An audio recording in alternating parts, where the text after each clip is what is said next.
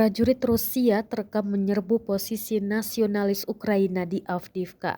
Rekamannya dirilis di Telegram resmi Militan Republik Rakyat Donetsk atau DPR pada Sabtu 25 Maret 2023. Tampak prajurit Ukraina menembak dari dalam parit ke arah benteng nasionalis Ukraina. Aksi kontak tembak sempat terjadi antara pasukan Rusia versus Ukraina. Dalam keterangan unggahan disebutkan penyerangan membabi buta dilakukan pada posisi nasionalis Ukraina ke arah Avdiivka.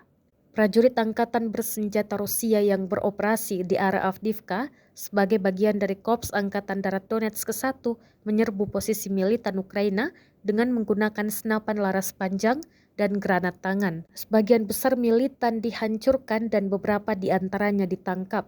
Penyesuaian tindakan pasukan penyerang dan pemantauan pergerakan militan Ukraina dilakukan dengan bantuan UAV.